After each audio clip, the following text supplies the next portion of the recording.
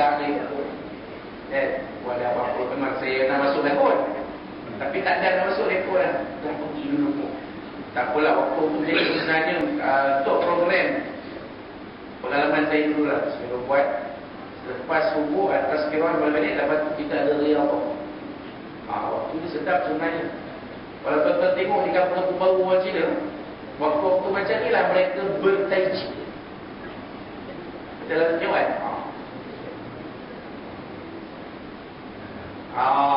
Kan?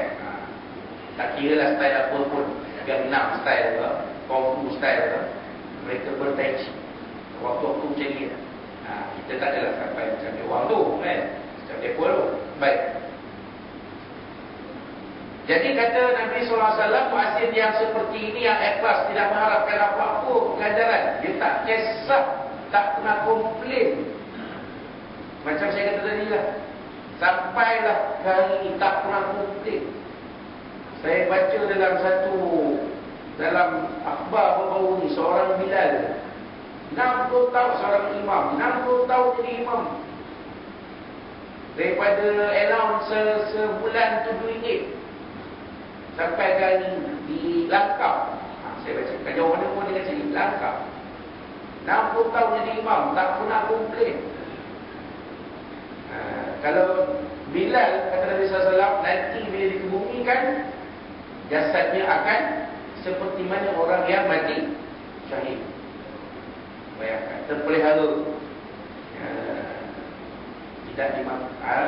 Allah Ta'ala perintahkan bulan-bulan supaya tidak menjamah jasad Bilal. Macam saya kata tadi, maknanya kalau nak tahu ada ke tak ada, mau tak mau kita tunggu. Bila dalam kuburan itu dipindahkan, kita akan tahu lah. Adakah semua dia sekali?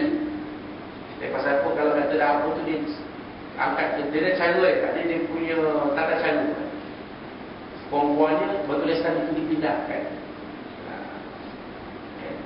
Sebelum nak apa tu dibuat tahlil. Majlis tahlil, diketuai oleh pegawai takbir agama. Kemudian barulah menjalankan operasi pemindahan kubur. Perempuannya tanam kubur sedikit dan juga batu nisan dipindahkan. Sebab kalau dah kubur tu dah lama, maknanya nak jumpa tu gelapnya. Tak ada apa lah pun.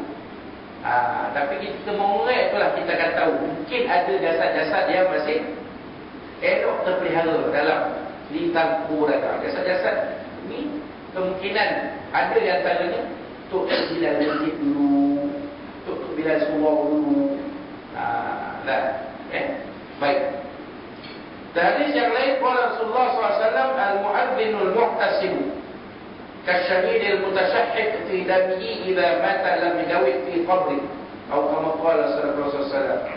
Dalam bersabda Nabi SAW, al-mu'adzinul muhtasib, Tok Bilal yang ikhlas, kasyahidil mutasyahhid, seperti orang yang mati syahid, berlumuran darah. Idza mata lam yadawit fi qabri, apabila dia meninggal, jasadnya tidak dimakan oleh ulat. Ulat diarah oleh Allah, tidak menjamah, tidak mengusik, tidak menyentuh jasad orang seperti ini. Orang yang syahid, Tok Bilal, orang yang hafiz Al-Quran. Betul tuan-tuan, kalau boleh kita cubalah.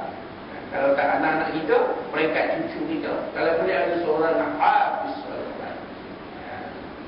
Macam Tok Bilal saya, Masjid Tamu saya, bukan seorang anaknya, dua anaknya hafiz Al-Quran. Anaknya ni pun lelaki 3, perempuan 2. Dua daripada 3 tu, 2 tu hafiz Al-Quran. Mana nak cari tuan? Mana nak cari? 2 kita satu sasarkan, satu target kita, satu kampung, satu hafiz. Kalau satu pondok, satu hafiz mungkin berat, tapi satu kampung, satu hafiz Al-Quran. Kerana orang yang hafiz Al-Quran ni kedudukannya sama macam 2 golongan yang saya sebut tadi. Seperti Tok Bilal, seperti orang yang mati syahid. Mati syahid berat. Nak syahid, nak dapat kedudukan sendiri, takkan jadi nak nyambung-nyambung pula. Jadi kita jadikan anak-anak kita, perlu kita hafiz Al-Quran. Kalau anak-anak perempuan pun boleh jadi hafizah Al-Quran. Tak semestinya lelaki saja, anak lelaki, cucu lelaki kita jadi hafiz. Cucu perempuan pun boleh jadi hafizah. Tak boleh. Kan? Nak jadi bilalah tak boleh. Anak perempuan kita, cucu perempuan kita tak boleh jadi bilalah. Jadikan dia hafizah Al-Quran. Hafiz, seorang perempuan yang menghafal Al-Quran. Kan? Baik. Itu yang disebut Nabi SAW hadis riwayat atau Brani juga. Demikianlah ganjaran yang akan dikurniakan oleh Allah kepada para muazzin yang sentiasa menggerakkan manusia dengan azannya untuk mendirikan salat. Dalam kubur mereka akan dihidupkan dengan mendapat berbagai nikmat sedang jasad yang suci terpelihara, tidak akan busuk dan dimakan ulat-ulat. Semua ganjaran ini hanya dijanjikan bagi muazzin yang benar-benar ikhlas. Bagi muazzin yang benar-benar ikhlas, dia akan dapat apa yang dijanjikan oleh Nabi SAW. Ikhlas. Tak kisah, bukan waktu dia pun dia jadi muazzin juga, jadi bilal juga, tak kira.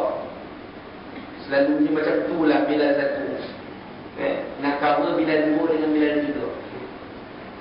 Macam tu lah imam satu, kena cover imam dua, imam tiga. Itulah yang saya pernah hadapi dulu. Tapi kita tak kisah. Betapa cerita. Dia buat bagus juga. Lagi banyak pahala kita. Jadi ikhlas itu adalah kunci dia. Apa-apa pun tuan, ikhlas. Ikhlas jadi imam, ikhlas jadi bilal, ikhlas jadi siap, ikhlas jadi ahli tawassul, ikhlas jadi jamaah, ikhlas datang pada pagi, turun ke suar pada pagi ini. Ikhlas. Ikhlas menunggu saya terlambat sikit. Apa? Kalau hati cakap, hati terbaik. Mana lah Ustaz ni? Bila Ustaz ni tidur Allah.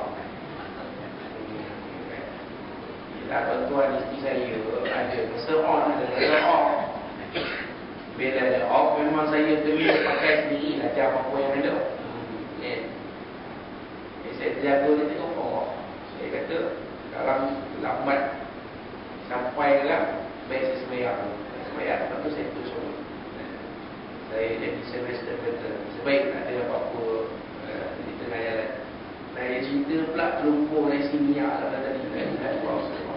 Apa yang ada lah di terlumpur ni, dia kan, sebab semalam sibuk penuh. Daripada petang kan lah, petang ada ceramah di Hulu Kitab, hospital Bahagia, untuk percetakan hospital Bahagia.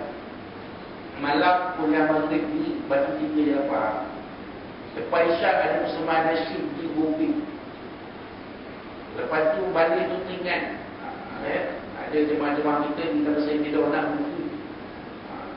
Itu pun tak tentu lagi lepas katanya. Kalau akak pagi ni nak lah, lepas cakap dulu. Kalau orang sana tak habis nak dia dah. Pergi ke ambil pula buku. Balik sampai rumah dah ingat tak perlu. Sebab show habis 11.45. Balik pokok-pokok sampai 1 lebih. Itu yang apa? Itu jadi kakak-kakak ramai mandi saya puluh baru dapat berelak kan? Macam tu. Pemagam pula nak su lah nak. Pukul 2.30 baru tidur. Tuan tuan. Jujurlah Allah Ta'ala bagi kekuatan boleh sampai ke sini.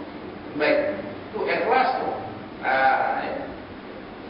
Sebaliknya bagi muazzin yang tidak ikhlas, fasik, tamak dan penipu, mayat mereka akan dibahas oleh ulat-ulat dengan gelonjor sampai menanggung azab Allah yang sangat dahsyat dalam kuburnya. Orang-orang kita disebut 4. Bilal yang tidak ikhlas. 1. Dia tak ikhlas.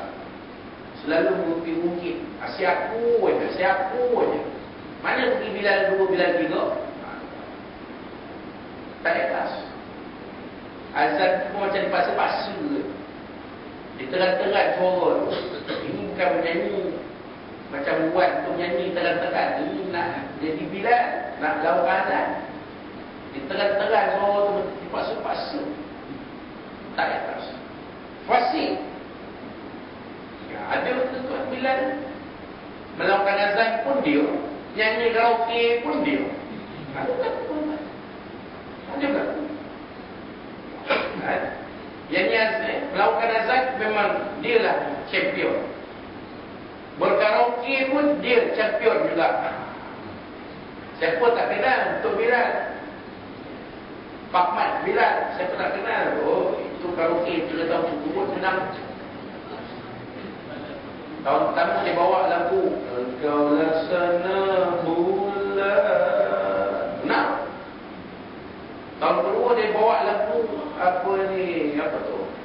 Wa majadi rasaya. Ada bawa lagu macam ni. Tahun ketiga pula dia bawa lagu apa nama ni? 70-an. Okey, pujaan, bawa lagu dalam Nazaruddin pula. Menang juga. Pak Mat Bilal. Bilal pun champion, karaoke pun champion. Ini ada dalam masyarakat kita, bukan saya. Tuan-tuan memang ada. Kan? Kalau nyanyi karaoke tu lagu membina jiwa kita, tak apalah. Menyedarkan masyarakat. Kegelapan malam takkan selamanya, pada subuh datang bersama sinar menteri. Oh, lagu nasyid. Lagu ayu. Marilah berhari raya, bertakbir dan bertahmid. Kan? Yang membina jiwa kita